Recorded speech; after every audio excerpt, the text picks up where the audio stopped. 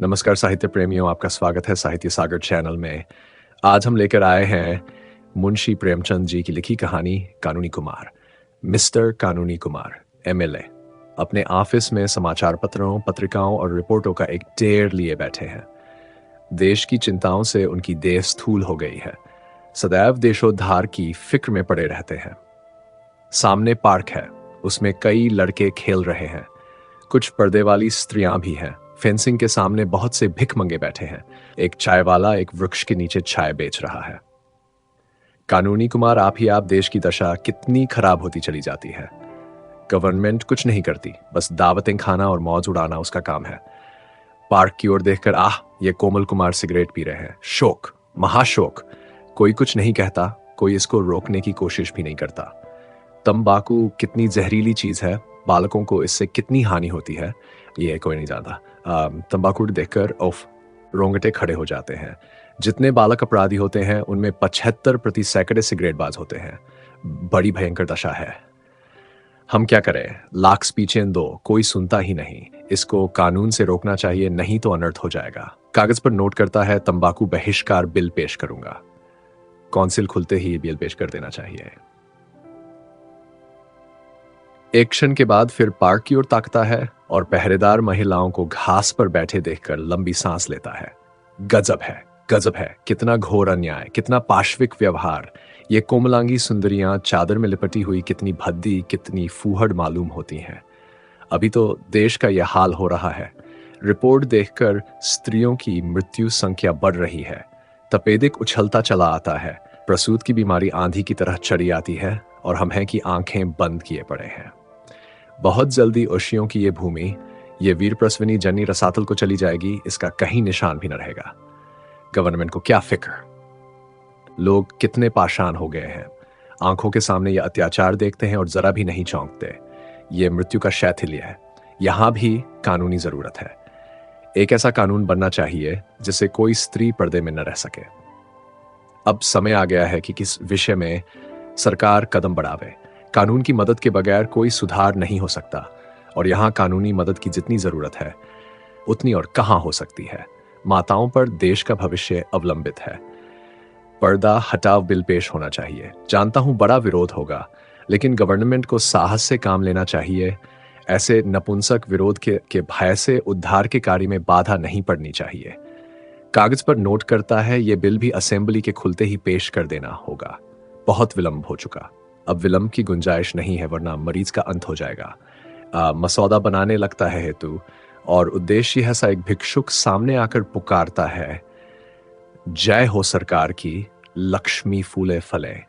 कानूनी हट जाओ, यू स्वर कोई काम क्यों नहीं करता। भिक्षुक, बड़ा धर्म होगा सरकार, मारे भूख के आंखों तले अंधेरा। कानूनी, चुप रहो सुअर, हट जाओ सामने से, अभी निकल जाओ, बहुत दूर निकल जाओ। मसौदा छोड़कर फिर आप ही आप। ये होशियों की भूमि आज भिक्षुकों की भूमि हो रही है। जहां देखिए वहां रेवड़ के रेवड़ और दल के दल भिखारी। ये गवर्नमेंट की लापरवाही की बरकत है। इंग्लैंड में कोई भिक्षुक भीख नहीं मांग सकता। पुलिस पकड़कर काल कोठरी में बंद कर दे। किसी सभ्य देश में इतने भिखमंगे नहीं है। यह पराधीन गुलाम भारत है, जहां ऐसी बातें इस 20वीं सदी में भी संभव है। उफ, कितनी शक्ति का अपव्यय हो रहा है। रिपोर्ट निकालकर 50 लाख आदमी केवल भिक्षा मांगकर गुजर करते हैं, और क्या ठीक है कि संख्या इसकी दुगनी नन हो। यह पेशा लिखाना कौन पसंद करता है। 1 करोड़ से कम भिखारी इस देश में नहीं है। ये तो भिखारियों की बात हुई जो द्वार द्वार झोली लिए घूमते हैं। इसके उपरांत टीकाधारी, कोपीनधारी और जटाधारी समुदाय भी तो है, जिनकी संख्या कम से कम 2 करोड़ होगी। जिस देश में इतने हरामखोर, मुफ्त का माल उड़ाने वाले, दूसरों की कमाई पर मोटे होने वाले प्राणी हो, उसकी दशा क्यों इतनी हीन हो। आश्चर्य यही है कि अब तक यह देश जीवित कैसे है। नोट करता है, एक बिल की सख्त जरूरत है, उसे पेश करना ही चाहिए। नाम हो भिखमंगा बहिष्कार बिल। खूब जूतियां चलेंगी, धर्म के सूत्राधार खूब नाचेंगे, खूब गालियां देंगे, गवर्नमेंट भी कन्नी काटेगी, मगर सुधार का मार्ग तो कंटका किरण है ही। तीनों बिल मेरे ही नाम से हों, फिर देखिए कैसी खलबली मचती है। आवाज आती है, चाय गरम, चाय गरम, मगर ग्राहकों की संख्या बहुत कम है। कानूनी कुमार का ध्यान चाय वाले की ओर आकर्षित हो जाता है। कानूनी आप चाय वाले की दुकान पर एक भी ग्राहक नहीं। कैसा मूर्ख देश है। इतनी बलवर्धक वस्तु और ग्राहक कोई नहीं। सभ्य देशों में पानी की जगह चाय पी जाती है। रिपोर्ट देखकर इंग्लैंड में 5 करोड़ पौंड की चाय जाती है। इंग्लैंड वाले मूर्ख नहीं है। उनका आज संसार पर आधिपत्य है। इसमें चाय का कितना बड़ा भाग है, कौन इसका अनुमान कर सकता है। यहाँ बेचारा चाय वाला खड़ा है और कोई उसके पास नहीं फटकता। चीन वाले चाय पी पी कर स्वाधीन हो गए, मगर हम चाय न पिएंगे। क्या अकल है। गवर्नमेंट का सारा दोष है। कीटों से भरे हुए दूध के लिए इतना शोर मचता है, मगर चाय को कोई नहीं पूछता जो कीटों से खाली, उत्तेजक और पुष्टिकारक है। सारे देश की मति मारी गई है। नोट करता है गवर्नमेंट से प्रश्न करना चाहिए। असेंबली खुलते ही प्रश्नों का तांता बांध दूंगा। प्रश्न क्या गवर्नमेंट बताएगी कि गत 5 सालों में भारतवर्ष में चाय की खपत कितनी बड़ी है और उसका सर्वसाधारण में प्रचार करने के लिए गवर्नमेंट ने क्या कदम लिए हैं। एक रमणी का प्रवेश, कटे हुए केश, आड़ी मांग, पारसी रेशमी साड़ी, कलाई पर घड़ी, आंखों पर ऐनक, पांव में ऊंची एड़ी का लेडी शू, हाथ में एक बटुआ लटकाए हुए, साड़ी में ब्रूच है, गले में मोतियों का हार। कानूनी, हेलो मिसेज बोस, आप खूब आई, कहिए किधर की सैर हो रही है। अब की तो आलोक में आपकी कविता बड़ी सुंदर थी। मैं तो पढ़कर मस्त हो गया। इस नन्हे से हृदय में इतने भाव कहां से आ जाते हैं, मुझे आश्चर्य होता है। शब्द विन्यास की तो आप रानी हैं। ऐसे ऐसे चोट करने वाले भाव आपको कैसे सूझ जाते हैं। मिसेज बोस, दिल जलता है तो उसमें आपसे आप धुएं के बादल निकलते हैं। जब तक स्त्री समाज पर पुरुषों का अत्याचार रहेगा, ऐसे भावों की कमी न रहेगी। क्या इधर कोई नई बात हो गई। बोस, रोज ही तो होती रहती है। मेरे लिए डॉक्टर बोस की आज्ञा नहीं कि किसी से मिलने जाओ या कहीं सैर करने जाओ। अब की कैसी गर्मी पड़ी है कि सारा रक्त जल गया, पर मैं पहाड़ों पर न जा सकी। मुझसे ये अत्याचार, ये गुलामी नहीं सही जाती। कानूनी, डॉक्टर बोस खुद भी तो पहाड़ों पर नहीं गए। बोस, वह न जाएं, उन्हें धन की हाय हाय पड़ी है। मुझे क्यों अपने साथ लिए मरते हैं। वह क्लब में नहीं जाना चाहते। उनका समय रुपये उगलता है, मुझे क्यों रोकते हैं। वह खद्दर पहने, मुझे क्यों अपनी पसंद के कपड़े पहनने से रोकते हैं।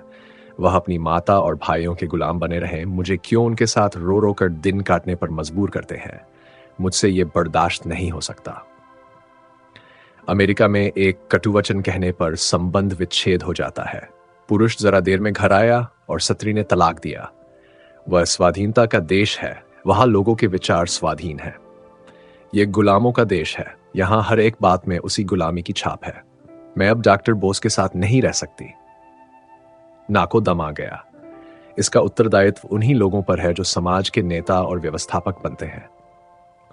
अगर आप चाहते हैं कि स्त्रियों को गुलाम बनाकर स्वाधीन हो जाए, तो यह अनहोनी बात है। जब तक तलाक का कानून न जारी होगा, आपका स्वराज या आकाश कुसुम ही रहेगा। डॉक्टर बोस को आप जानते हैं, धर्म में उनकी कितनी श्रद्धा है। खप्त कहिए। मुझे धर्म के नाम से घृणा है। इसी धर्म ने स्त्री जाति को पुरुष की दासी बना दिया है। मेरा बस चले तो मैं सारे धर्म की पोथियों को उठाकर प्रणाले में फेंक दूं।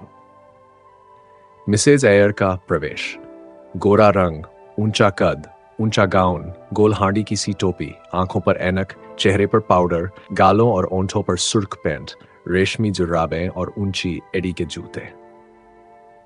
कानूनी हाथ बढ़ाकर, हल्लो मिसेज एयर, आप खूब आई, कहिए किधर की सैर हो रही है।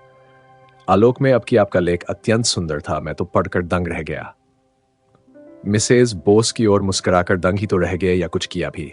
हम स्त्रियां अपना कलेजा निकाल कर रखते, लेकिन पुरुषों का दिल न पसीजेगा। बोस, सत्य, बिल्कुल सत्य। एयर, मगर इस पुरुष राज का बहुत जल्द अंत हुआ जाता है। स्त्रियां अब कैद में नहीं रह सकती। मिस्टर एयर की सूरत मैं नहीं देखना चाहती। मिसेज बोस मुंह फेर लेती है। कानूनी मुस्कुराकर, तो खूबसूरत आदमी है लेडी एयर। उनकी सूरत उन्हें मुबारक रहे। मैं खूबसूरत पराधीनता नहीं चाहती, बदसूरत स्वाधीनता चाहती हूं। वहां मुझे अब की जबरदस्ती पहाड़ पर ले गए।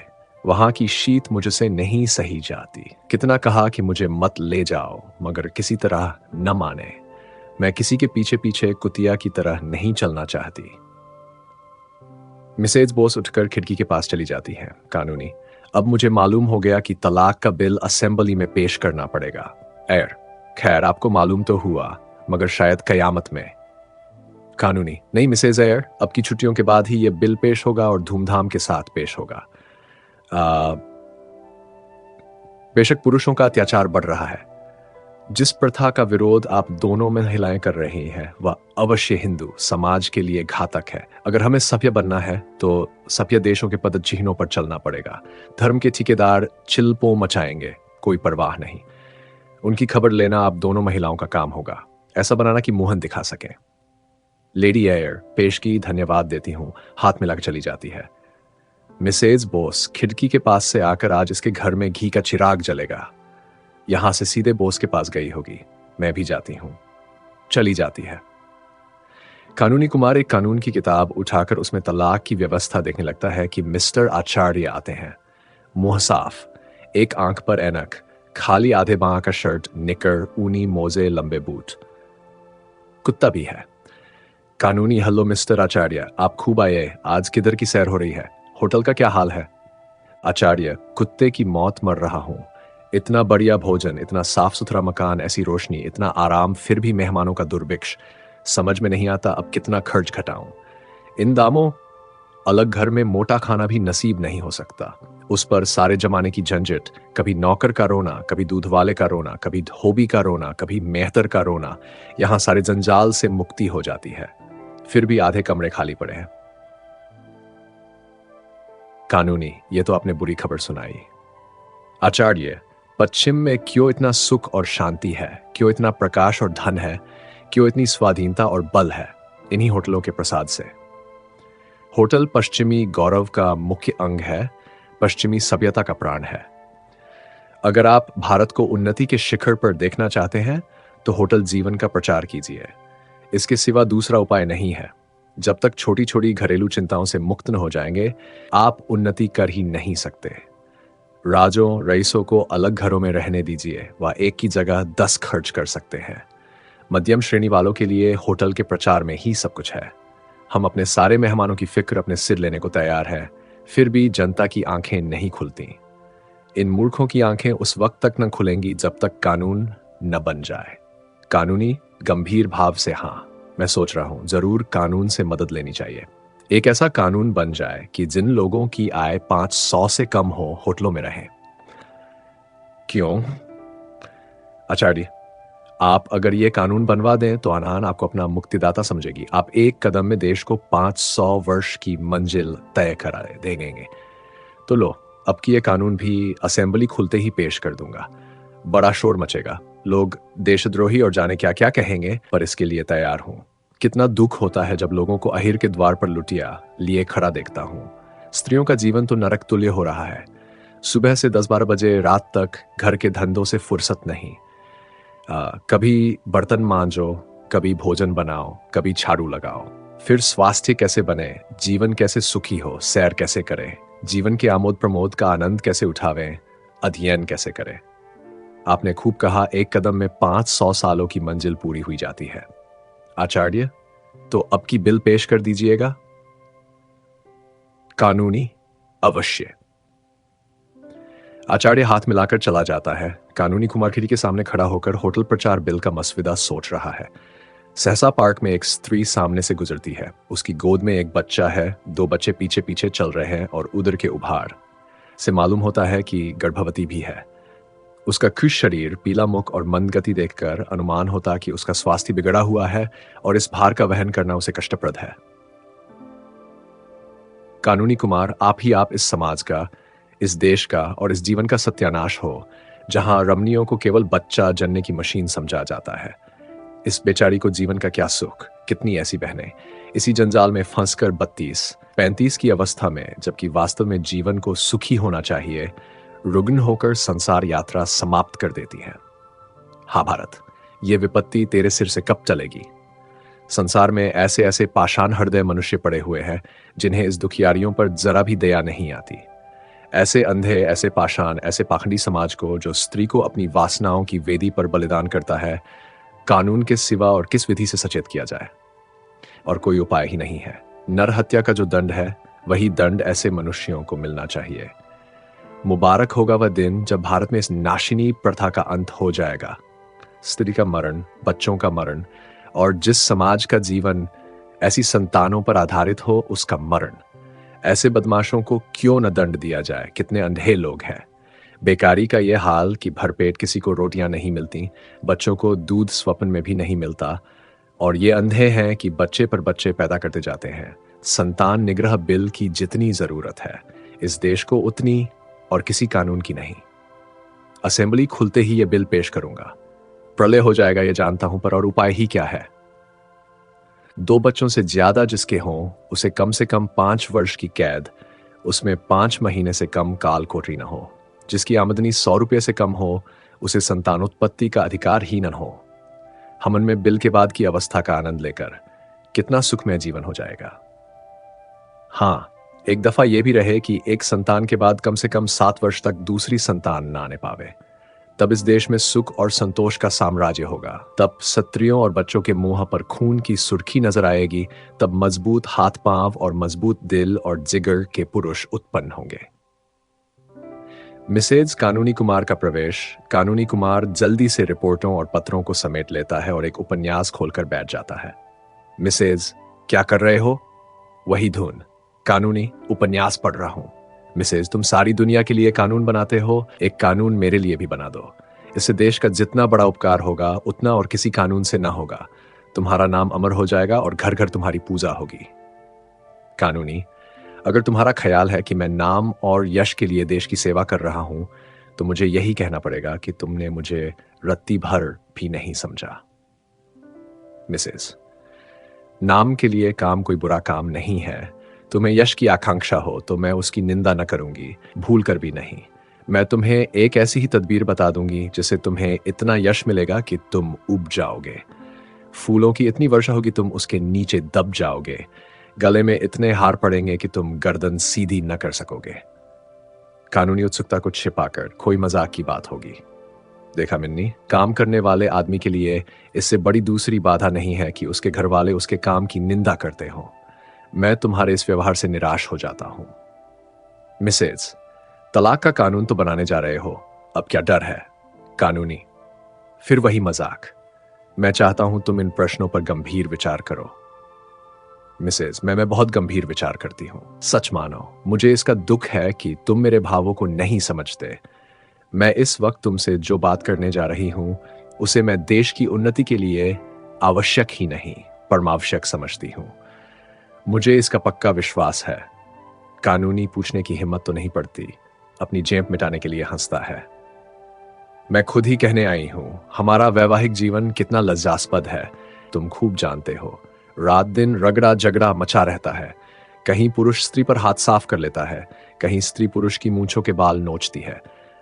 हमेशा एक न एक गुल खिला ही करता है। कहीं एक मुंह फुलाए बैठा है, कहीं दूसरा घर छोड़कर भाग जाने की धमकी दे रहा है। कारण जानते हो क्या है? कभी सोचा है? पुरुषों की रसिकता और कृपणता, यही दोनों ऐब मनुष्यों के जीवन को नरक तुल्य बनाए हुए हैं। जिधर देखो अशांति है, विद्रोह है, बाधा है। साल में लाखों हत्याएं इन्हीं बुराइयों के कारण हो जाती हैं। लाखों स्त्रियां पतित हो जाती हैं, पुरुष मद्य सेवन करने लगते हैं। ये बात है या नहीं? कानूनी, बहुत सी बुराइयां ऐसी हैं जिन्हें कानून नहीं रोक सकता। मिसेज, कह कहा, मारकर अच्छा, क्या आप कानून की अक्षमता स्वीकार करते हैं? मैं ये नहीं समझती थी। मैं तो कानून को ईश्वर से ज्यादा सर्वव्यापी सर्वशक्तिमान समझती हूं। कानूनी, फिर तुमने मजाक शुरू किया। मिसेज, अच्छा लो, कान पकड़ती हूं, अब न हंसूंगी। मैंने उन बुराइयों को रोकने का एक कानून सोचा है। उसका नाम होगा दंपति सुख शांति बिल। उसकी 2 मुख्य धाराएं होंगी और कानूनी बारीकियां तुम ठीक कर लेना। एक धारा होगी कि पुरुष अपनी आमदनी का आधा बिना कान पूंछ हिलाए स्त्री को दे दे। अगर न दे तो 5 साल कठिन कारावास और 5 महीने काल कोठरी। दूसरी धारा होगी 15 से 50 तक के पुरुष घर से बाहर निकलने पावें। अगर कोई निकले तो 10 साल कारावास और 10 महीने काल कोठरी। बोलो, मंजूर है? कानूनी, गंभीर होकर असंभव, तुम प्रकृति को पलट देना चाहती हो। कोई पुरुष घर में कैदी बनकर रहना स्वीकार न करेगा। मिसेज, वह करेगा और उसका बाप करेगा। पुलिस डंडे के जोर से कराएगी, न करेगा तो चक्की पीसनी पड़ेगी। करेगा कैसे नहीं? अपनी स्त्री को घर की मुर्गी समझना और दूसरी स्त्रियों के पीछे दौड़ना क्या खालाजी का घर है? तुम अभी इस कानून को अस्वाभाविक समझते हो, मत घबराओ।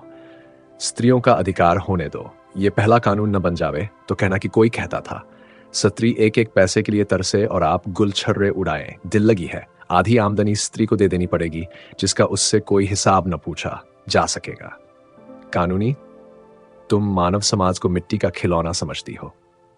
मिसेज, कदापि नहीं। मैं यही समझती हूं कि कानून सब कुछ कर सकता है, मनुष्य का स्वभाव भी बदल सकता है। कानूनी, कानून यही कर सकता। मिसेज, कर सकता है। कानूनी, नहीं कर सकता। मिसेज, कर सकता है। अगर वह जबरदस्ती लड़कों को स्कूल भेज सकता है, अगर वह जबरदस्ती विवाह की उम्र नियत कर सकता है, अगर वह जबरदस्ती बच्चों को टीका लगवा सकता है, तो वह जबरदस्ती पुरुषों को घर में बंद भी कर सकता है। उसकी आमदनी का आधा स्त्रियों को भी दिला सकता है। तुम कहोगे पुरुष को कष्ट होगा। जबरदस्ती जो काम कराया जाता है उसमें करने वाले को कष्ट होता है। तुम उस कष्ट का अनुभव नहीं करते, इसीलिए वह तुम्हें नहीं अखरता। मैं ये नहीं कहती कि सुधार जरूरी नहीं है। मैं भी शिक्षा का प्रचार चाहती हूँ, मैं भी बाल विवाह बंद करना चाहती हूँ, मैं भी चाहती हूँ कि बीमारियां न फैलें, लेकिन कानून बनाकर जबरदस्ती ये सुधार नहीं करना चाहती। लोगों में शिक्षा और जागृति फैलाओ, जिसमें कानूनी भय के बगैर वह सुधार हो जाए। आपसे कुर्सी तो छोड़ी जाती नहीं, घर से निकला जाता नहीं, शहरों की विलासिता को एक दिन के लिए भी नहीं त्याग सकते, और सुधार करने चले हैं आप देश का। इस तरह सुधार न होगा। हाँ, पराधीनता की बेड़ी और भी कठोर हो जाएगी। मिसेज कुमार चली जाती है और कानूनी कुमार अव्यवस्थित चित सा कमरे में टहलने लगता है। यदि इस प्रस्तुति ने आपके को स्पर्श किया हो तो कृपया इस वीडियो को लाइक करें, कमेंट करें और साहित्य सागर चैनल को सब्सक्राइब करना न भूलें। धन्यवाद।